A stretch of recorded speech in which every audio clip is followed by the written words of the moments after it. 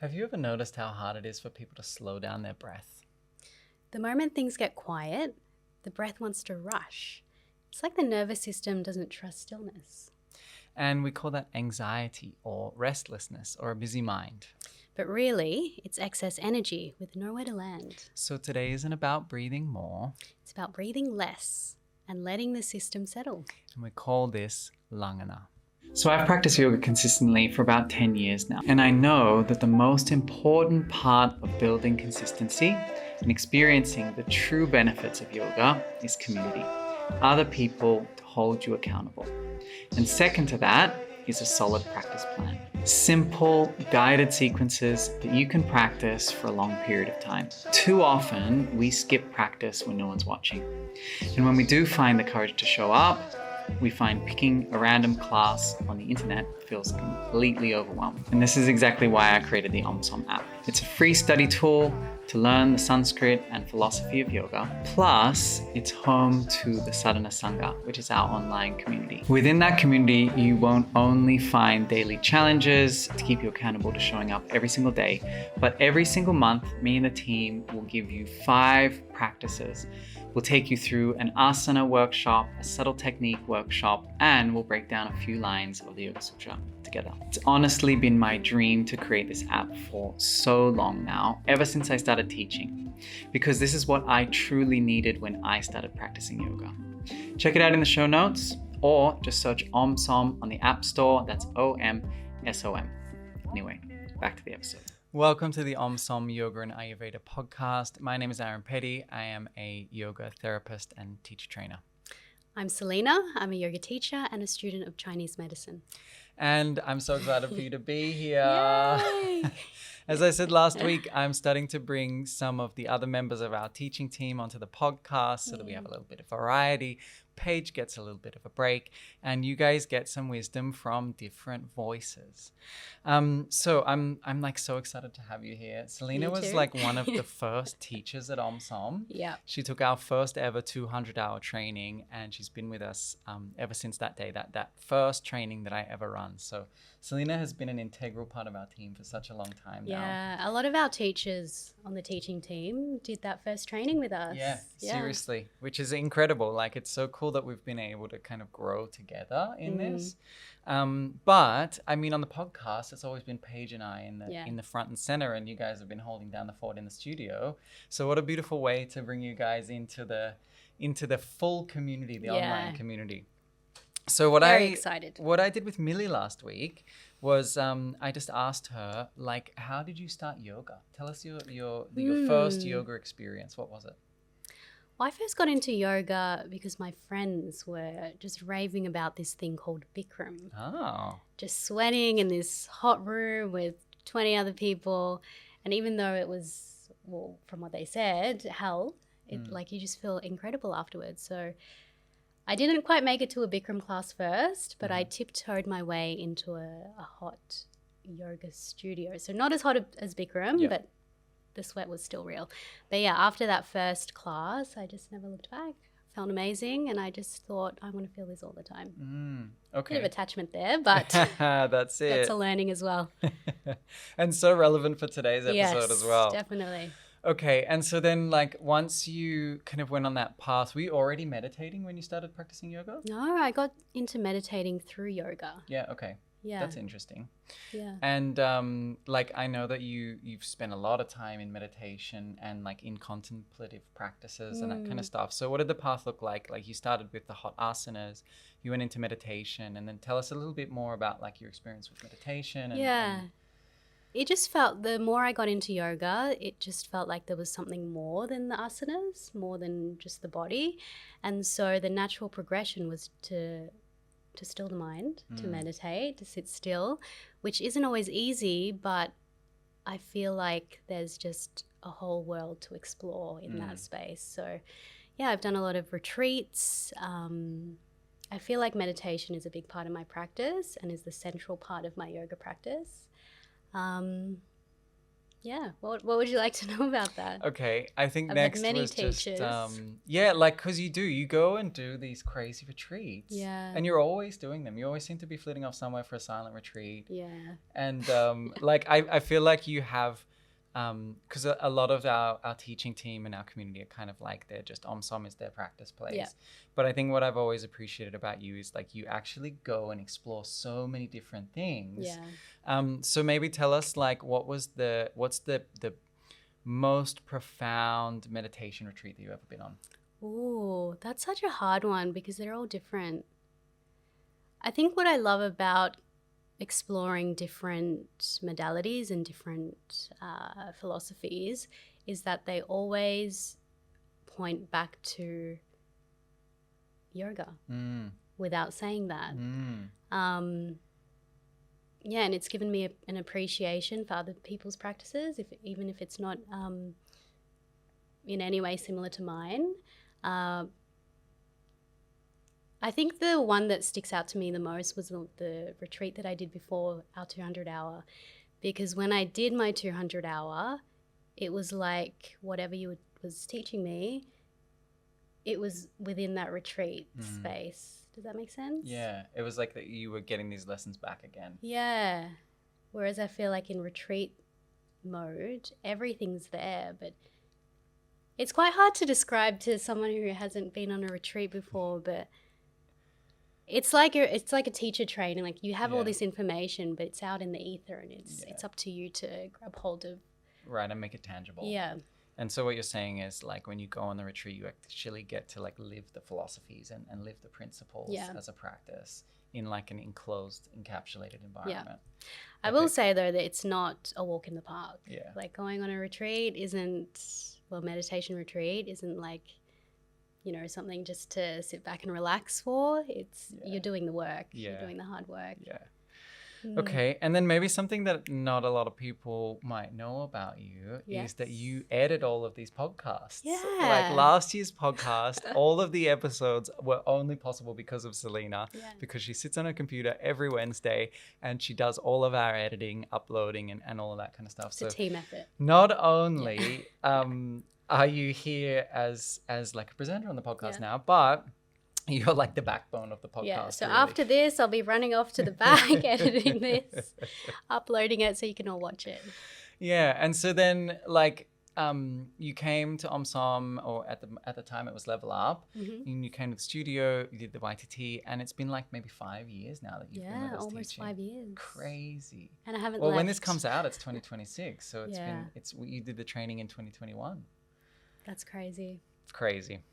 Anyway, I think we should get on with the podcast. Yes. So this month, our theme is Mula, which is the foundation, the earth element. And so Selenna and I this week are going to be exploring what we call Langhana. Now, Langhana is the principle of calming, descending, settling the breath in order to slow down our energy, right? So in order to get a bit of a better understanding of this, let's tell you a story. My favorite part. So the story goes like this. Before tea is poured, the bowl must be empty, right? If it's already full, nothing can be received. That's it. Right? It's this really simple metaphor.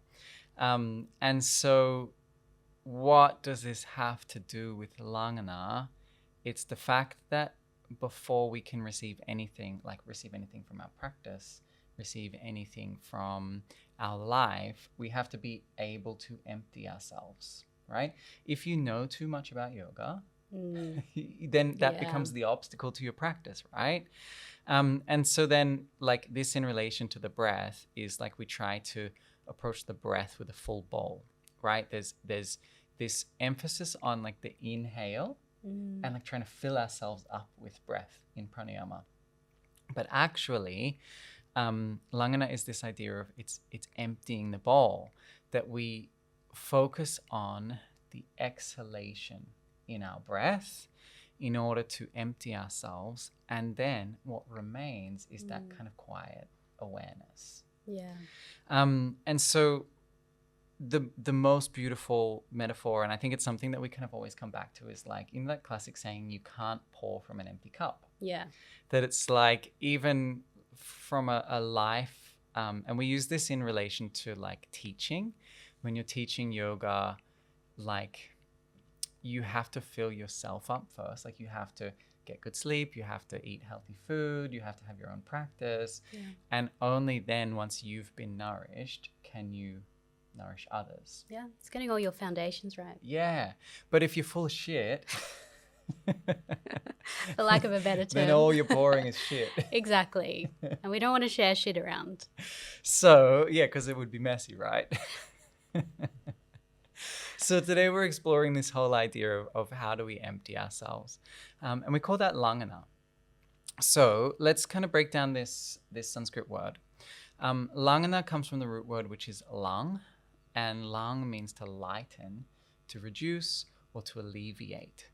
And so it's not just specific to the breath, but it's actually something that is really emphasized in Ayurvedic approach, or in Ayurveda as well. And in Ayurveda, when there is like anxiety, when there's like stress in the system, we use Langhana to reduce excess, to calm the overstimulation, and to kind of create that like settling effect. Yeah. And simplify. And there's so many different techniques that we use to do this. And I kind of want to explore that with you today. Let's do it. Yeah. Alrighty. So let's think about it like this. Like if you think about breath work, what comes to mind, like from the Instagram? A name came to mind. I don't know if I want to say. No, we're not going to call people out. But just like really fast-paced, building breaths, energy, prana, full force. Yeah. It's like you're breathing and breathing and breathing Yeah. and breathing until you have an experience, right? It does have its place. Yeah, 100%. But this is where we start. Yeah, it's like so we kind of put our focus when we're working with the breath towards these kind of like energizing, exciting, activating breaths, where we're trying to fill ourselves up and fill ourselves up and fill ourselves up. And I think the common misconception is like that brings oxygen into the body. But when you look at it a little bit deeper, it actually deoxygenates the cells. That's fascinating. Yeah. And so like Langhana is this, it's the first approach that we take in pranayama, because it is Langhana that grounds us. Yeah. And because we're exploring the earth element this month, it's like this is what it's all about. It's about steadying that foundation. It's about grounding ourselves. It's about steadying ourselves, our bodies, our nervous systems, our minds, so that we can build the correct foundation for our practice.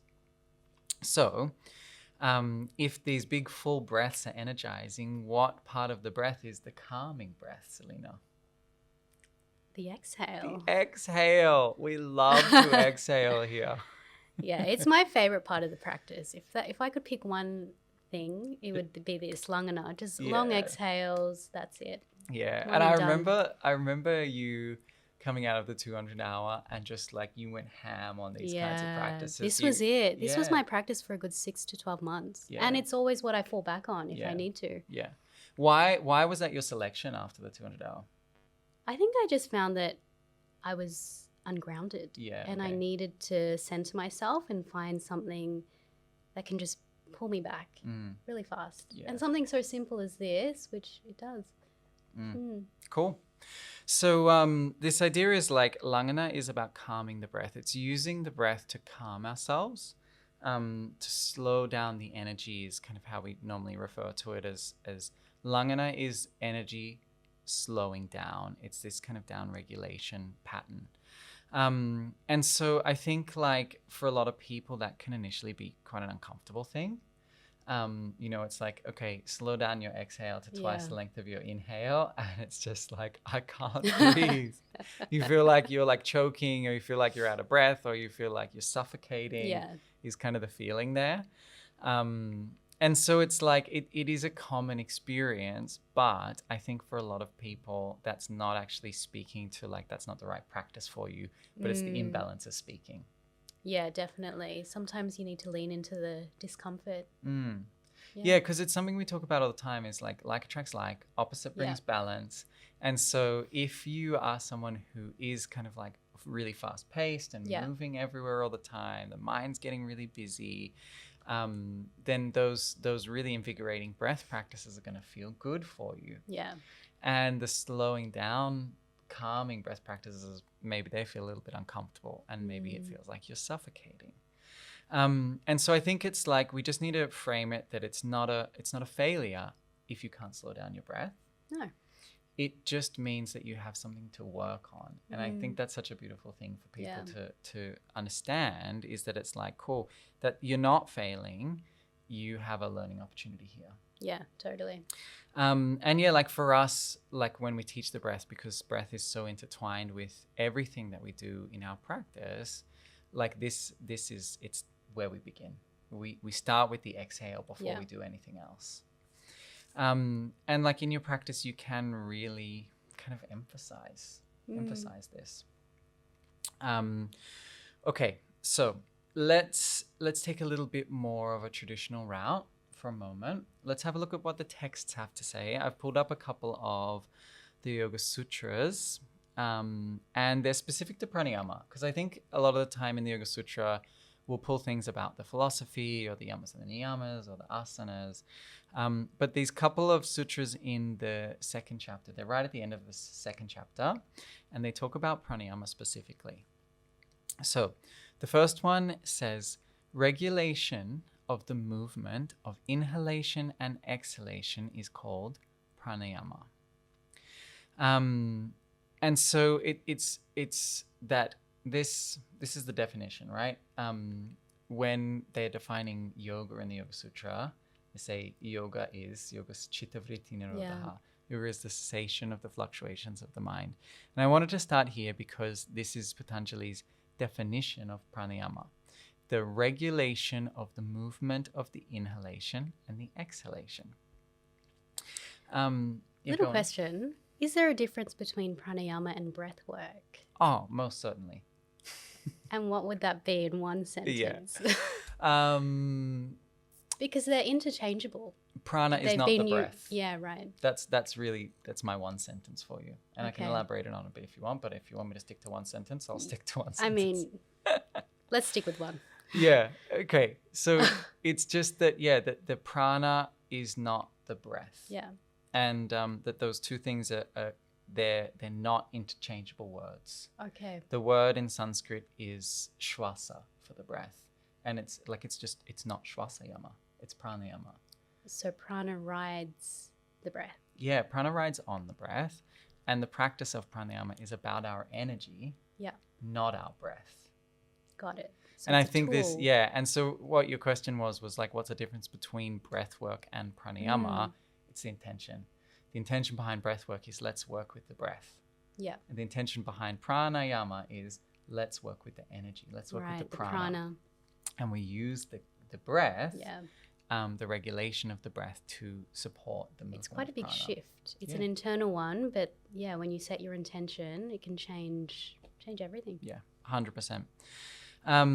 Okay, so then the next one says pranayama is the regulation of the movements of the breath as external, internal, and restrained. Now, this is really important.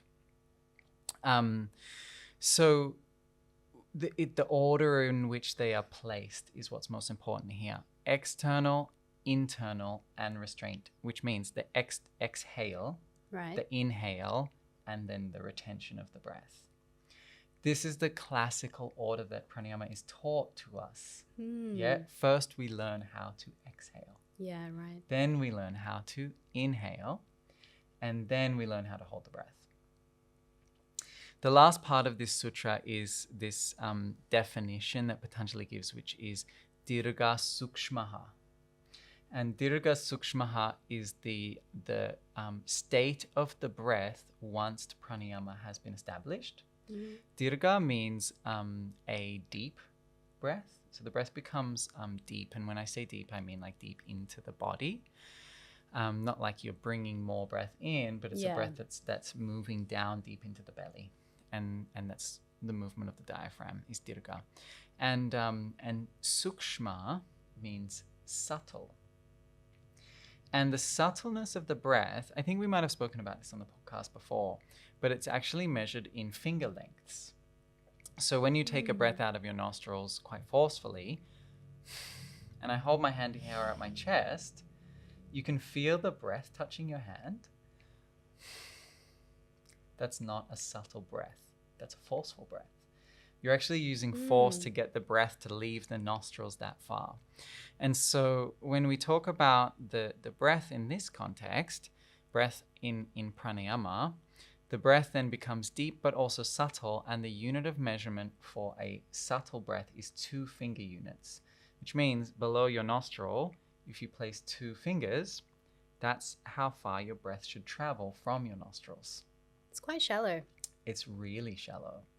But it doesn't, and this is the thing with the dirgha, is you're not breathing shallow up into your chest. Your lungs are still filling completely, emptying completely, but there's this subtleness to the amount of breath, and that's that first definition, which is like the regulation of the movement of the inhalation and exhalation. Love that. Yeah.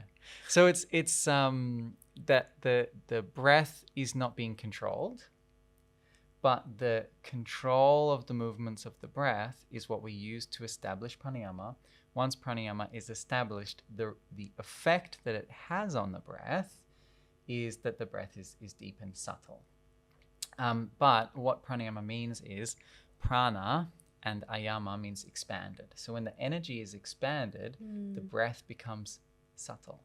So is that our goal, to expand our prana? Yeah. Yeah. And so it's like, we're working, and this is maybe where then like breath work is not a great translation, because like shwasa is breath and work is maybe like karma, your deeds. Yeah. So it would be shwasa karma would be breath work. And then pranayama, prana is the energy, and ayama means to expand. It's not quite the same. It's totally not the same, right? But in order to expand the prana, we work in this order, which is the exhale breath, the inhale, so the exhalation, the inhalation, and then we learn to restrain, to hold the breath. So we know that the prana has expanded by what's happening in the breath. And at the same time, we can use the breath to shape the prana. And this is where Langhana comes in. Yeah, because when we shape the breath into the exhale, and not only do we just focus on the exhale, but we try and extend the exhale, right? That's where the extension of the breath happens first. So what we normally do is, the technique is called visamavritti. We know that vritti means like a ripple or a fluctuation. And in this case, the fluctuation is the fluctuation of the inhale-exhale. And sama means balanced, and visama means not balanced. So an unequal ratio of breath. Yeah. And the unequal ratio that we stick to in the beginning is 1 to 2. So the inhale is maybe 4 counts, and the exhale is 8 counts. Yeah. And it's that extension of the exhale that creates the Langhana effect on our prana. So it's like we look at it in this very kind of like, what can I see? I can see that I'm slowing down the breath. But pranayama is not about the breath, it's about the result on the energy of the breath. So when I slow down my exhale, what's the result on the energy, my energy? It's that I'm calmed, and I'm grounded, and everything starts to slow down. So as I said before, right, when there is excess stimulation, like when there's a lot of sensory input happening, when the mind is agitated, when the nervous system is agitated and you're leaning towards kind of like anxiety or restlessness, when you kind of feel like jittery or like, I don't know, unhinged, Langhana is the answer. Like that that anxiety or stimulation, like it's an energetic thing. Your energy is anxious energy. It's flitty, flighty energy. And so to restore the balance, the Langhana, the slowing down of the energy is what we use. And in order to slow down the energy, we slow down the exhale. Does this just apply to pranayama? I mean, no, not really. because it's also in our asanas. Yeah. Right? You can slow down the movements between your asanas, but to slow down the movements in your asanas, what do you have to do? Slow down the breath. Exactly, because the asanas always follow the Yeah. breath. So, yes, it's related to asanas because we slow down the breath in our asanas in the same way, we'll get that grounded result. Maybe like, I don't know, in meditation, we could think about using more calm, grounded practices. Yeah. And we'll talk about this next week when I have Lena on. We'll talk about kaya stiram. But it's like if your mind will absorb the qualities of whatever it's focusing on, then you focus on an object for your meditation that is slow and calm and grounded and has that calm grounding energy.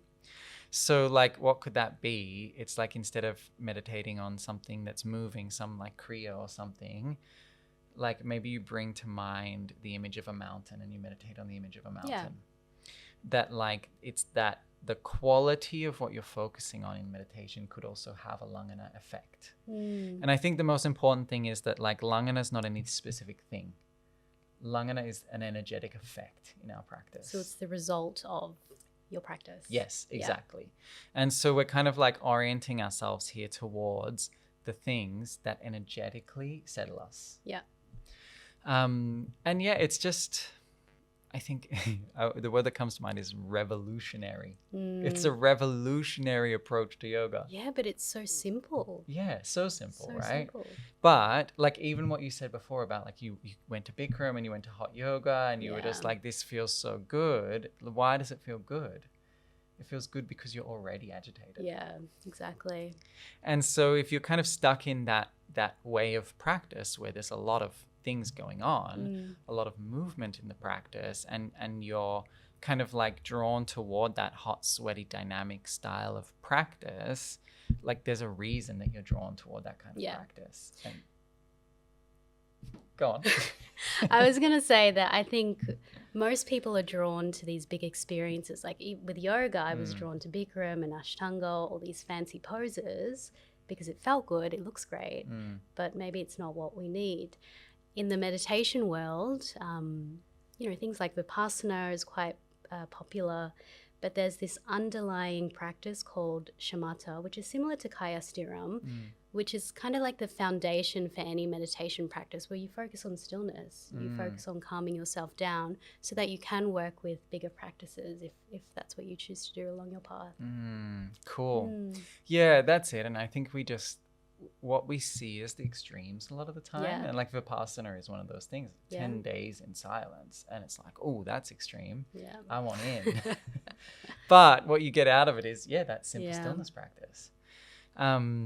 So yeah, I think it's just like we just can understand that Langhana is an energetic effect. And we just need to orient our practice toward what things cultivate that energetic effect, which is called Langhana. What things direct our experience to feel more calm. And that's the foundation for our practice. Like if there's no calm, there's no yoga. Yeah.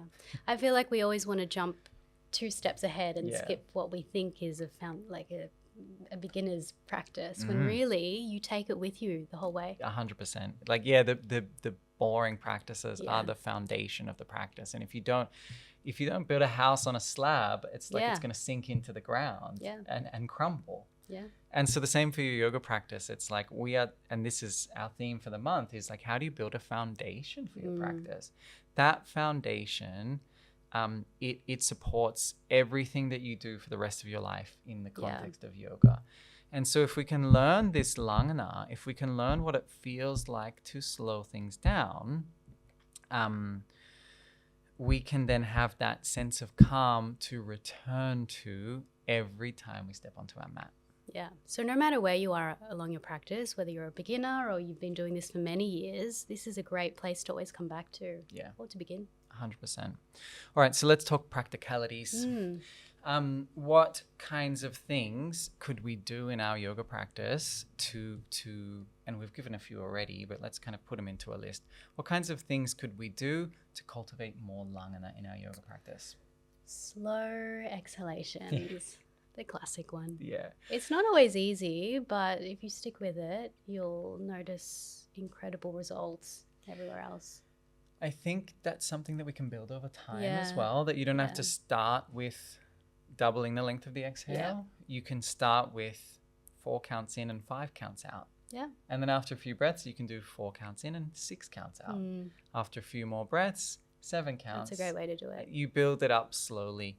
There's a thing in like your physiology, which is, it's called your CO2 tolerance.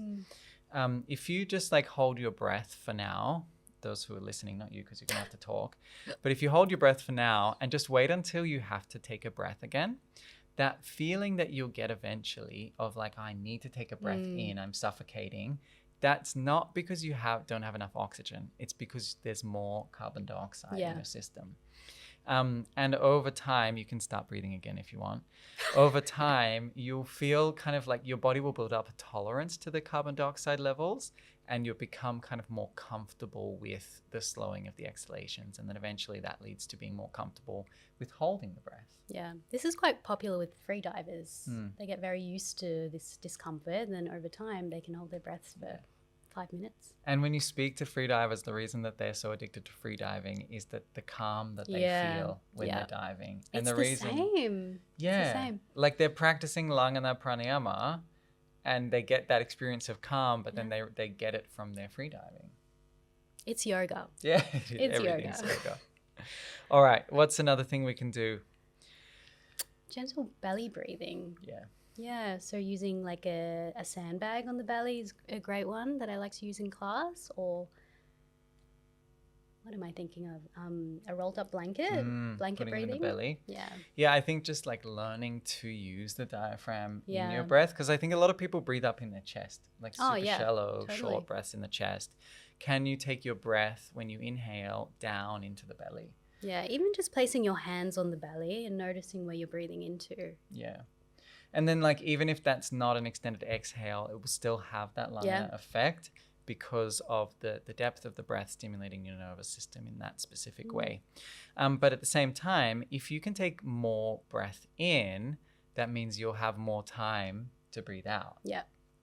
And there are some other techniques that we can use to learn to slow the exhalation after that.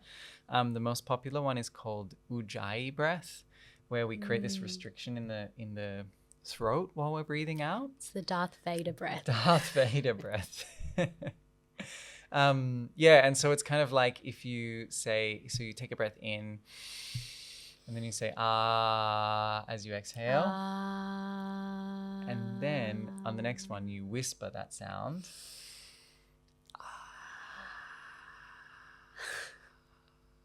And then you shut your mouth. I was about to say, I am your father. Good thing I didn't. You said it anyway. Moving on. So yeah, I think then there's like this little thing around pausing, and Millie and I spoke to it last week as well, is just like, just stop. Like, just stop doing so many asanas. Yeah.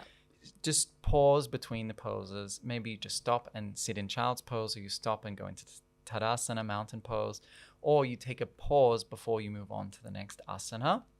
I think allowing those pauses to arrive in your practice will help you to kind of ground into that calming Langhana energy. All right, and then the next thing we look at is like, what does Langhana look like in life? Just doing less. Yeah. Doing less. I think we tend to fill our schedules with all sorts of things, thinking that we're being more productive, when really it's working against us. The less you can do, the better your output is. Yeah, something we're all learning. Yeah. And I need to tell that to myself. Yeah, me too. Please tell me that more often, Selena. But you know, it's a learning. It's a learning. It's a learning.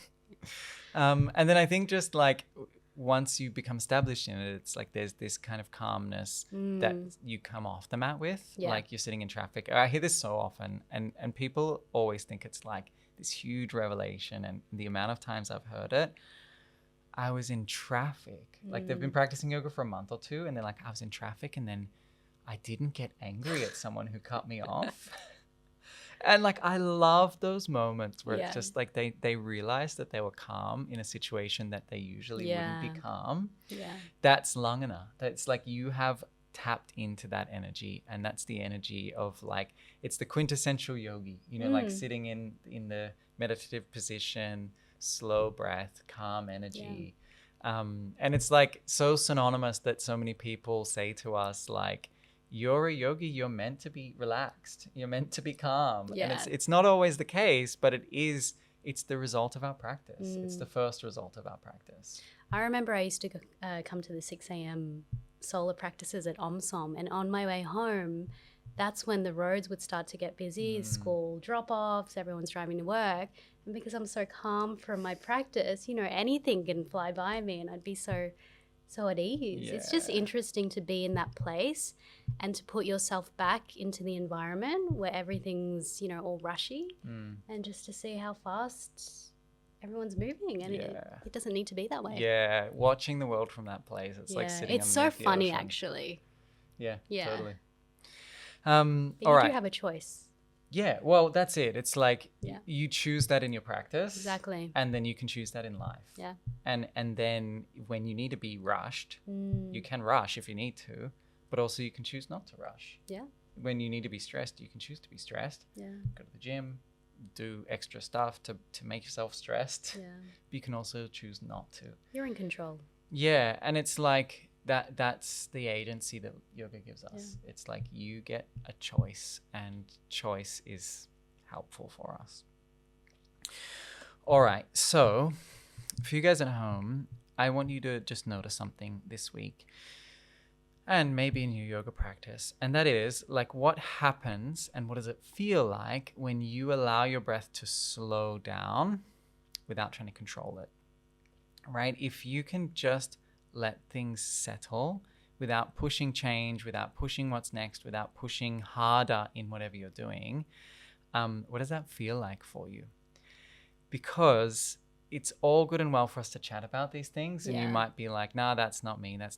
But like, trust me, slow down your breath, slow down your practice, notice how that feels, and get back to me. Send me a message on Instagram or something. How does one slow the breath down if they're in a heightened state without controlling? I think it's more so like allowing awareness to come in first. Okay. Because I think think about like, you get home after a long day and you sit down on the couch and you say, that's an extended breath. Yeah. That's a completely unconscious thing. Yeah. But it's what I'm trying to get at is like, you do this without even noticing. Like, when you unconsciously slow your breath by sighing or something like that, you will instantly feel more calm. Yeah. And so just like notice those moments where that happens for you. Yeah. Your body does it for you. Because by noticing those moments, then noticing how you feel, you can then take that as a tool, right? And then we can control it as a part of our practice. We can bring, and I don't really like that word control, but it's more like bring the intention into that. You're just dropping into your body's natural, your innate intelligence. Yeah, exactly. And that's what yoga is. Yoga is like, we are emphasizing the natural intelligence of the body. And so let's listen this week to the natural intelligence of our body. Notice when those moments happen for you, and then notice how you feel after that. All right, we are out of time for this week. Thank you for listening. And a reminder that we do this on our own accord. We don't have any sponsors. It is Selenna and I and the team, and we produce this podcast all of ourselves. From the writing to the filming to the editing to the uploading, every single part of it is done by us, the people that you meet when you listen to this podcast, everything. So there's one thing that we ask, and that is that you share it with someone. The other thing that we ask is that you go to our website, www.omsom.yoga, that's OMSOM, and you check out what we've got going on. Because because we always have something going on. Not only do we have the studio in Berwick where you can actually come and practice with us in person, but we do international retreats. We're going to Sri Lanka this year, and we've got an online 300-hour that will culminate in an India trip. But we've also got online offerings. I run a couple of teacher trainings online. We've got the Sadhana Sangha membership where you can get classes with all of us and join a beautiful community. But yeah, please, if you enjoy the podcast, come and support us in some way. We would really, really appreciate it. Adiom. Hariom.